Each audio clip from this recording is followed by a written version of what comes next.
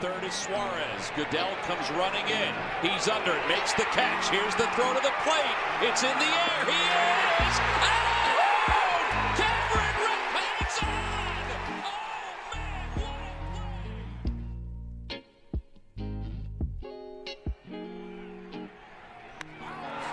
Deep to right field. Way up there and way second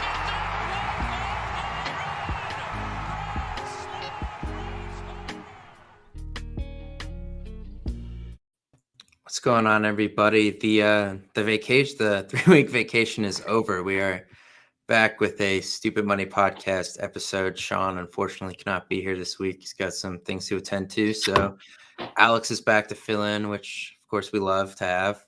Alex, how are you, buddy? Good. How are you? Thanks for having me back. Yeah, Good to be back. Yeah, it's fun to be back. I had to get a rant in because the last week has been bad. We are recording this in the 7th inning of the Phillies Marlins game on what is tonight, Tuesday night. The Phillies just scored the go-ahead run on the wild Buster Posey rule, whatever that is, can't block the plate rule. We were just talking about this, how bad we were both pretty shocked they returned it. It's not the greatest rule in the world, that's for sure. No, it was a pretty soft call, but at this point, with how the last week went, I guess beggars can't be choosers. No. So it's been a while since we were on here, and the Phillies had, of course, the meltdown weekend against the Mets, where they lost 3 out of 4 in a series where it felt like they could have at least split. I think at worst the split was in their sights and they blew it. But then they bounced back pretty nicely and they won 6 straight against the Reds and the Pirates, which is exactly what we want them to do. And then they kind of had a clunker. The final game of the series, no surprise, was on a Sunday because the Phillies never went on Sunday against the Pirates. And then they went out west, and it was not pretty. It started off pretty, though. They were up 7-0 against the Diamondbacks in the first game out there. And everyone was kind of like, wow, this team looks great, blah, blah, blah. Next thing you know, Ranger Suarez lets a couple base runners on. And then Gene Segura, uncharacteristically, kind of muffs a ball. It was not an easy play, but it's a play he could have made. The guy gets on, the inning continues. The Diamondbacks score like 6 runs in the inning, come back, score 6 in the next, score 13 unanswered. The next night, the Phillies show no resistance, lose 12-3. Brandon Marsh, 3-run home run, late in the game, really the only thing that happened there. And then they come back the final game, and they destroy the Diamondbacks 18-2 in what was the best offensive outing of the season for multiple reasons. I think every starter had at least 2 hits. Every starter had an RBI, I believe. And they did it without hitting a home run, which is something we've talked about, that they've been too reliant on the home run ball. So then I mean, I don't know about you. I was feeling pretty good then once they got that, because I felt like they kind of got that bad stuff out of their system in that game. Yeah, I thought the series started off really well. The first game was great. The first 4 innings. I think Rangers hurt again. They said he was fully wrapped up afterwards. But I think I was really disappointed with game 2 after how the last 5 innings of the first game went, and they just came out the next day and kind of, granted it was Zach Gallen in game 2, but he kind of just laid an egg. Nola was awful. He could have at least waited till September to kind of do that again. But I mean, Zach Gallen was going to be tough either way, but they just didn't even show any amount of resistance. And then game 3 was, I guess, a good end to the series. It was a great end at the time, but it's easy to look back and be kind of about it after San Francisco. But at the time, it was good to see everybody kind of contributing without being so feast or famine, relying on the home run. So I guess the offense looked like they were starting to come together, but yeah, it did not last long. For some reason, I don't understand this. The Phillies had an off day between playing Arizona and San Francisco, but did not have an off day between having a home game and then going to Arizona, which whoever made that schedule, that makes 0 sense to me. But anyway, the off day, maybe it hurt them, but they come out absolutely flat against the Giants in the first game, lose 13-1. Kyle Gibson gave up 7 runs in the first inning. He's another one who just does not look good recently. I mean, we've talked about this. Bailey Falter, honestly, is the number one starter on this team right now, it feels like, which is bad considering he was like the number 6 or 7 starter about 3 weeks ago. So yeah, that was pretty ugly. And then games 2 and 3, they had a chance to win both of them. They lose 5-4 in game 2, and then game 3, they lose 5-3 again. Ooh, they gave out 5 again. 5-3 on a walk-off home run in the 9th, and it was Robertson who gave it up. And we were talking about this. Robertson has kind of, in a way, cost them a couple games in the past couple of weeks. The game against the Mets where he gave up the home run in the 9th as well. It seems like he might be trying too hard to prove himself here to an extent, like going multiple innings, because both of these situations happened. Well, no, the first situation happened where he had pitched the night before, throwing like 30-something pitches, and then comes out for the 9th inning here with a 1-run lead and blows that. And then in this one, in the Giants game, it was the second inning of 2 innings pitched, and he was up. His pitch count was in the high 20s to start that inning, and it's just kind of like, they don't have Sir Anthony Dominguez right now, which is kind of the issue. But do you feel like he's kind of forcing things a little too much right now? Because it certainly kind of looks that way. Yeah, I mean, this probably has nothing to do with it, but it's just like he signed here, like 2019 or whatever, and didn't pitch like at all, and now it's like he's almost trying to make amends for it and just be like, hey, I'll go 2 innings every single day. Yeah, and I mean, he's 37. He's definitely, I'd say, the team's best option in the back end, but not for 2 innings. His stuff, I don't care who you are, your stuff's going to get flat by the 30th pitch if you're a reliever. If you're a 2-pitch guy, if you throw 30 pitches a game, people are going to figure you out eventually. A cutter or slider is going to hang over the middle of the plate, and somebody's going to hit it. So, yeah, I mean, I'd like them to maybe move Coonrod back there, at least like maybe like an 8th or 7th inning type guy. Brogdon's been down a little bit. It looks like his velocity is a little lower. But I think, like, I don't understand Coonrod coming in like the 4th and 5th inning, like cleanup roles. I get he had Tommy John, but he's also been back for like 3-ish, maybe a month. Like, I think it's time to kind of let him loose a little bit. We don't really have time to wait around. No, especially, unfortunately, Corey Knebel, who figured things out once he got out of the closer's role, is down for the year. And, they said Ranger could have been back in San Francisco, and we're now back home in Miami, and there's still really no word on that. So I don't know what's going to happen there. But yeah, Coonrod right now just feels like the number 2 guy because they like what Alvarado does in these situational spots with lefties. Hand, as Sean likes to say, Hand has the fakest sub-2 ERA in baseball. Yeah, I agree. It feels that all way. All of his runs are inherited runners, so they don't get tacked on to him. Yeah, it is, and it's just odd with him.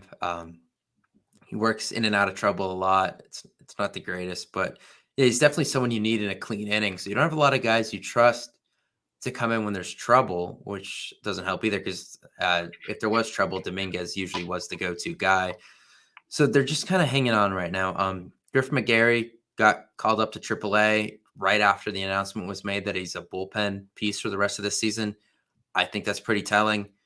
We'll see how long he's in AAA. I mean, there's only 4 weeks of the season left, so we'll see when that happens. I saw he's not eligible for the playoff roster since he wasn't up by September 1st, but they can. I think I saw somewhere they could like appeal or try and get like him added on late.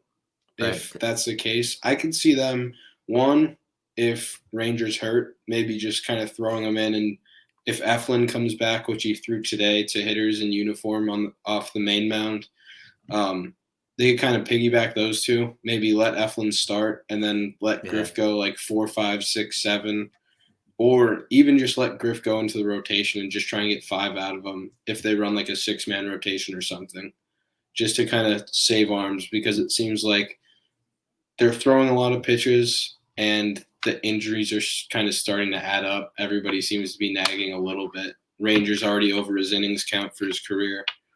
It seems like at some point somebody in the rotation is going to need a break. Yeah, I mean, Zach Wheeler's getting a break right now, apparently with some forearm tendonitis. He's another one that they thought would have been back by now and still isn't. So that's I saw today was a good day for him. I saw that they said he threw without pain, so they're going to try and amp up the throwing program within the next week or so. Yeah, it would be nice to get him back by when they go to Atlanta next week because, they're kind of in the middle of. It's hard to call any stretch easy with this team right now, the way they're playing. But I mean, it's 3 at home against Miami, 3 at home against Washington, then 3 again at Miami. So those are 9 games that you feel at least decently good at. And then it's 3 in Atlanta, a day off, 2 against Toronto at home, and then 4 against Atlanta at home. So that's a tough, what is that, 9 games, a tough 9-game stretch then right after a somewhat easy 9-game stretch. So it would be nice to kind of get as many of these guys back as possible for that stretch. I mean, Nick Castellanos also down. I don't know if Bryson Stott is dealing with something or it's been pitching matchups. He hasn't played a lot in the past couple of days. I mean, Sosa's good tonight, but like I don't understand what he's doing. Thompson's doing with Marsh and Stott. Like I get Marsh doesn't have great numbers, but he went 6 for 13 in Arizona with a home run and a triple, and then he's just kind of disappeared.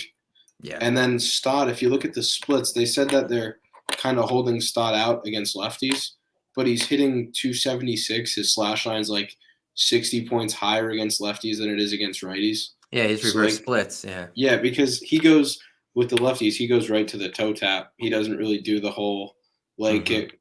He just goes spread out, and everybody seems to agree that that's his best approach.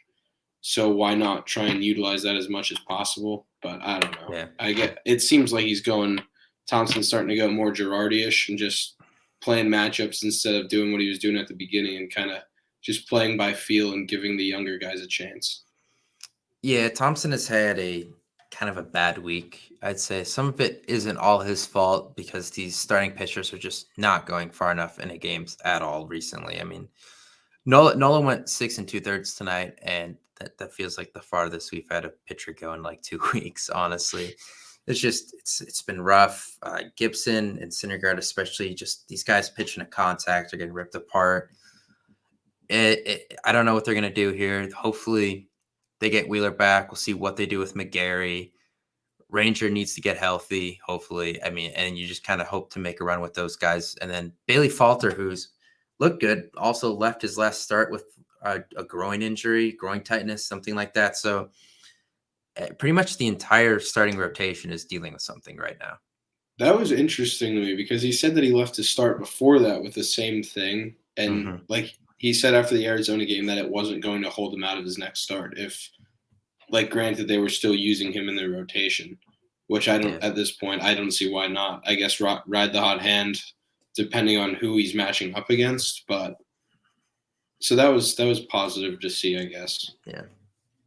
Yeah, I mean, there's a lot going on with this team. A lot of guys hurt at the wrong time, it feels like, and kind of their lack of depth is starting to show for pretty much it feels like the first time all year.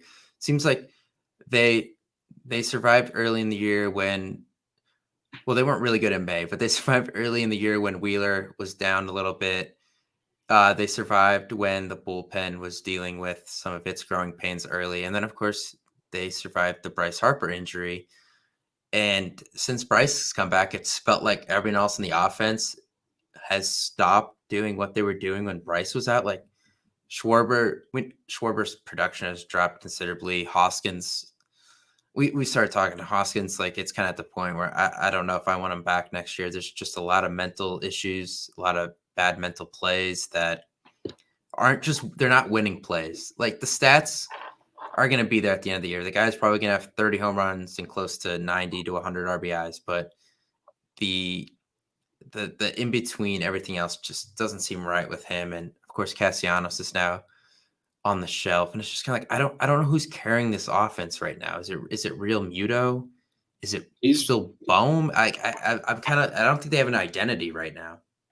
Yeah, I don't know. It seems like the last however many weeks it's been JT and then kind of Bohm, but like even Bohm hasn't really been power. He's just been like maybe a singles here, an occasional double here or there, but like it really has been JT, and it seems like on both sides. He bailed them out tonight with throwing out Rojas at second, it just seems like lately he's been the one coming through, which has been good to see after the start of the season. But I don't think he's a guy that could solely carry a lineup, whereas like Harper did for the second half last season. Yeah. Yeah, I think Harper still hasn't homered since coming back. I mean, I didn't expect MVP type production from him right away, but we're at the point now where they do need him. It's been about 10 games or so that he's been back. They are going to start to need it again. It feels that way because, as you said to me earlier, that Matt Gelb tweeted they have like 18 home runs in the last 25 games or something like that. 18 home runs in the last 25 games, which is 25th in the league, and 5 of those 18 came in one game. Yeah, so I mean, that's just not good. This is a team that we figured was going to hit a lot of home runs, and they were for a while, and now it's kind of off the rails right now. I mean, Schwarber does not look good in the leadoff spot right now. He's just not making enough hard contact, not making enough contact at all, really. He's not walking a lot either. And Hoskins has been an automatic out for a couple weeks now, and it's just that those are your 1-2 hitters, and you kind of feel like you're starting every first inning with 2 outs by the time Bohm comes up, and it's not the way you're going to win games. So they have to figure out something to do there because it's not sustainable, I don't think, for the rest of the year if they keep playing like that. No, definitely not. I think they have to flip the lineup at some point. I think Harper has to get out of the 4 spot. That's just I feel like that's kind of pointless to have him there. I think he should move up to 3. Bohm should move up to 2, and I think Stott should get in the leadoff spot. But I mean, at this point, they won't even play him. But I don't know. Something has to switch up at the top because the offense has gone pretty stagnant in the last few weeks, and that's weird to say with the 7-run game and an 18-run game, but like they're just not coming through when they have to come through. No, and like you mentioned, when you cite the fact that they scored 7, they scored 18, it's early. It feels like it's early in the year again when they were having these like 10 or 12-run games, and then it was like 0, 2, 3, 2, like the next 4 games. So like on paper, the offensive numbers look good because their runs per game was so high, but it was the fact that there were a lot of these outlier games, and we're kind of at that point again. Like since Sunday, it was 0, 7, 3, 18, 1, 4, 3. So it's kind of back to what it was early in the year when they were struggling, just a lack of consistency. Yeah, and it seems like it's affecting like the 18-run games and stuff like that. They're affecting a lot of the stats because I saw John Stolnis sent out a tweet. I was really surprised by this. The Phillies have the highest batting average with guys in scoring position this year, and it just does not seem like that. No, and there's games like that are doing it. Yeah, they had. I don't understand because they're like what, like 1 for 15 maybe with the bases loaded and no outs, and they got their first hit like maybe like within the last 3 weeks. Yeah, with that like situation, it just doesn't seem like they're coming through when they have to, but stats are telling us that they are. Yeah, these stats are so skewed because of those games, and also I think just because when they've played like the Nationals, they haven't scored like less than like 6 runs in a game. It feels like they just crush those guys, and I just think a lot of that stuff is skewing the numbers. Where in the other games, it's not pretty at all. It's kind of like if you're 100 and then 0, you average out to 50. And they're kind of doing that right now. Whereas I think everyone would just kind of prefer a 50 across the board. Yeah. With, a little more. Yeah. And I think that's kind of what we've seen all year, honestly. Now it's just starting to become more of a problem again, like it was in May. But yeah, I mean, they do have a problem because Marsh and Veerling are playing every day. And those are 2 guys who struggle offensively. And you could cover up for that when guys like Schwarber and Hoskins and Bohm are red hot, but right now that's not really the case. So those automatic outs are magnified a lot more right now. And I think that's kind of what they're struggling with offensively is the fact that the guys who should be doing stuff aren't. And then the guys that you don't count on anyway are still themselves. And it kind of leads to a huge drop in production. Mm-hmm. I think it's even more because like you mentioned earlier, right now, Schwarber and Hoskins are really kind of struggling at the top. and then Vierling and Marsh are playing every day. And Vierling Marsh, that's your 8-9 slot, and then Schwarber Hoskins, that's your 1-2. Yeah. When you're wrapping around the order, that's 4 outs in a row at this point, and that's not going to get it done. Yeah, and you have two really great RBI producers in Bohm and Harper, and it's just there's no one up for these guys when they come up, and it's a struggle right now. And I think that's maybe the main thing they have to fix. Obviously, some of the pitching woes you can't just fix with shifting a lineup around. It has to do with guys getting healthy again. So it's a totally different situation, but at the same time, it's kind of rough all the way around. They're kind of in a bad spot where all three different elements of the game are lacking. Yeah, it's a tough spot. They got hit with the injury bug at the wrong time, but it happens with everybody. That's the way the game goes sometimes. And I don't know. They survived for long stretches this year. They just have to do it for maybe another week and a half until it seems like Eflin, Sir Anthony, Wheeler, they're on the right track back, so the pitching rotation could get 3 guys back from injury, and then maybe Griff with a call up. Yeah, that looks like their road to success right now, because some of the other things they were doing have just not been working out. So I'm looking at the wild card standings right now. The Phillies hold the tiebreaker over the Padres for the second spot, so they're on equal footing right now. They are also kind of struggling right now. And then the Brewers are 2 games behind, and the Giants were out of it. The Phillies kind of worked the Giants back into it over the weekend. They're still 7.5 down, but it's not nearly as bad as it. The Diamondbacks are only 8 back. 8, yeah. I mean, those 2 teams kind of worked themselves back into it by beating the Phillies this past week, which I don't think either gets there. No. But the fact that they even did that because of the Phillies is ridiculous. It's pretty much 3 teams for 2 spots. The Padres, since all their big moves at the deadline, it's maybe not gone as well as they expected. The fact that they're currently in the 3rd wild card spot, when I thought they probably assumed they could get up to that 1st spot rather easily. I mean, Atlanta's knocking on the door of the Mets at this point, only a game behind, I think. Yeah. So it really comes down to the Brewers, because even though the Phillies struggled so bad recently, they still have a 2-game lead. That lead was technically 3 because they own the tiebreaker, right? They do own they own the tiebreaker, but they did own a 4.5, almost 5-game lead last Saturday, I believe, after the Pirates win. Going into the West Coast, I think they were up 4. Yeah, and now it's like 2.5, 2-ish. Yeah. So I mean, let's see what are the Brewers doing. The Brewers are up right now on the Cardinals, or I'm sorry, on the Rockies in the 3rd, and the Phillies are tied with the Marlins right now. But after this series with the Rockies, the Brewers have to play a doubleheader against the Giants, a team that the Phillies just made red hot. Then they're home against the Reds, so they'll get some wins there, it seems like. Then they go to St. Louis, who's playing ball a lot better and seemingly owns the Brewers, it feels. Then they host the Yankees and the Mets for 6 games. And I think right there is where they need to get buried, and the Phillies need to win some damn games and get ahead of them. The only problem with that's when the Phillies are with the Braves, Blue Jays, Braves. It is. The stretches kind of overlap a little bit there, but yeah, they do overlap, which may be a little unfortunate. But at the same time, if the Phillies struggle, it may not kill them.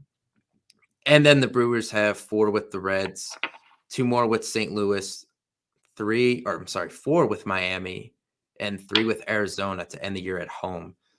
So Arizona does not play as good on the road as they do at home. They're very reliant on that ballpark to score runs. So them being on the road, I'm not going to count on them. Like, I don't think they'll be the same team we saw in Arizona last week.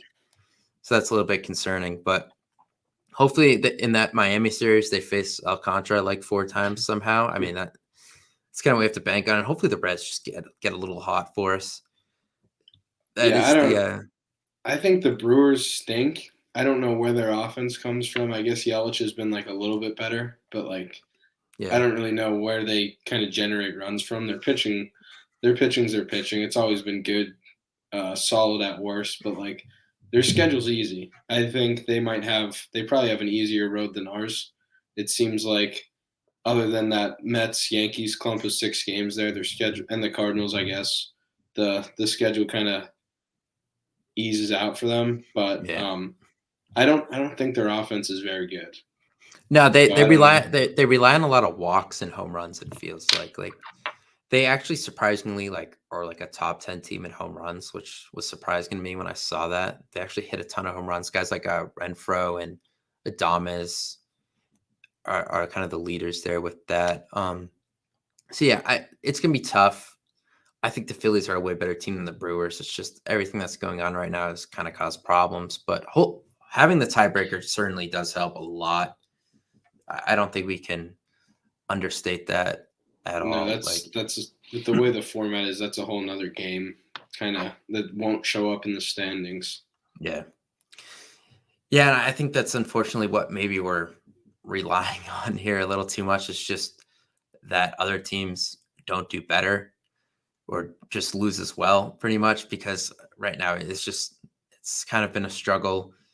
Don't know how to feel about it, honestly. I was feeling really good after the Pirates series. I kind of let go of the fact that they lost the last game. I know they like to kind of rush things when they get ready to go on a road trip, but then the 7-0 blown lead was kind of where I started to get a little nervous Yeah, about these September things coming back for the fifth straight year, pretty much. yeah. That one hurt to watch a little bit. Yeah, I'm just really hoping they don't have another September collapse for the fifth straight year. I mean, it's looking like it, and they do always seem to get worn out at this time of the year with these guys. And I think part of the problem is that they aren't really a deep organization, and they do have to rely on the same guys all the time, and guys do kind of get overworked, especially in the bullpen and maybe in the rotation at the top. So hopefully that's something they can fix for the rest of this year and for the years to come. But it's getting a little nerve wracking right now after it was looking kind of comfortable for a little bit there. Yeah, and it's tough. I didn't really realize it, but I looked at the schedule before the off day in San Francisco. They had like 13 games in like 12 days or 13 days with the doublehead, going back to like Yeah. the doubleheader against the Mets. So like the end of August, beginning of September was just a grind for them. So I understand the wear and tear that it takes, especially going into a West Coast trip without an off day. But it all the teams go through it. It's disappointing that it happens every single year, that it seems to catch up to them. Yeah, I mean, it really does feel like it's every year, and I just hope that's not the case. And It's crazy to see how like the trends like repeat themselves. Like Nola was good tonight, but his last 2 starts getting close to September were kind of par for the course. This September hasn't started out good. It's like that seems to happen. Like as soon as the calendar hit June, Schwarber went nuclear like every year. It right. just seems like the trends kind of always hold true. Like Schwarber was hitting like 180 at Memorial Day, and then you look at the end of June and he's like 225, which is Yeah. stupid. Yeah, and the other unfortunate thing was it kind of looked like Castellanos was starting to come around, and then he gets hurt. And I do think that they miss him a little more than we think, because regardless of the fact that he was not hitting home runs and doubles like we expected, he was driving in a lot of runs with those singles that we were making fun of him for. Like those, it seemed like all of them were the same. They're like those like weak liners right over the shortstop that lands in left field. Like it seemed like Yeah, every single one of them. the Yeah. little ground ball shot to right field through the shift. Yeah. It seemed like they were this, he had only like 2 hits in his arsenal the entire year, but it was actually working at times. And I think that's actually a bigger loss than maybe we're making it out to be, despite the fact that he's struggled this year. And hopefully they get him back. They said it's an oblique. I think that's usually not good. So we're gonna have to see what Yeah, goes on there. that seems like something that could linger, especially for his swing's pretty violent. So Mhm. that doesn't feel like it's going to bode well for the stretch run in the next few weeks here. Yeah, and then Vierling and Marsh pretty much have to play, and Maton a little too. Pretty much have to play every day. And that's kind of when the problems occur, when the guys at the top are not getting the job done, like we said earlier. So if they don't get Castellanos back, either Freeling and Marsh have to somehow get better, or these other guys got to get back to what they were doing. Yeah, I was like, when I saw Maton in right field the other day, I was like, okay, he's played some outfield. I'm not too concerned. And then I read like the one article in the Athletic, and going into the start on Sunday, he played 1 inning in his career in right field, and it was the night before when he came in as the defensive switch. So they're just, I mean, it just seems like they're kind of picking straws, and whoever gets the short one gets to go play right field for the day. Yeah, this organization lacks outfield depth. And then they brought in the 2 outfielders they brought in this offseason were pretty much DHs. So that didn't really help at all. I mean, they're pretty, if you look at the farm system, I mean, they have Rojas and Crawford at the top, who are outfielders, but those are guys not nearly ready to play in the majors. And Ortiz is kind of the same. Yeah, Ortiz is like a DH type too. He's not really someone you're going to bring up to play the outfield. And then Muzadi, who they were kind of relying on, is out for the year now with an injury. So they got boned a little there. But that's something I need to work on, I think, over the offseason too, is getting a little deeper in the outfield, because they got a little deeper on the infield with bringing in Sosa and obviously having Maton around. But it's time to kind of do the same in the outfield too. Kingery's coming back up. Yeah, he'll save the season. I mean, that would be great, honestly, if he could, because someone. Could you imagine like the kind of character arc that would be if Kingery just came up for like the last however many weeks and just went crazy? I would love it. They need it. They need some kind of spark. I feel like I don't know what it is, but someone got to do something here, because it seems like they look a little dead. All those pictures of Bryce's rehab in Lehigh Valley, Kingery's just kind of like lurking in the background. Yeah, he was getting ready. He was watching. I mean, I hope that would be awesome. Honestly, if that happened, that would be up there with like Nick Foles and Philly. If they, I think he was hitting like 190 in AAA. So I wouldn't hold your breath. No, I won't. I mean, maybe one day Kingery will be back, but I don't think it's this year. But yeah, we got a little Kingery rant in there. I didn't think that would happen. That was good for him, man. He still made a way on, even though he's in AAA. He's always around. Always he deserves it. Yeah. I mean, what are you gonna do? Other than that, I mean, I don't really have a last thought, because this team kind of has me numb lately. Been kind of moving on to football. Just hoping that goes better for me, I guess, than this. I mean, we'll be back next week, hopefully, with some more positive news. But did you have anything else before we go? Yeah, I mean, just looking at the schedule coming off the rough West Coast trip, Miami's not who I wanted to see on the schedule, even though they've been pretty good against them this year. But that's probably the last team that I wanted to see, because those games are never fun.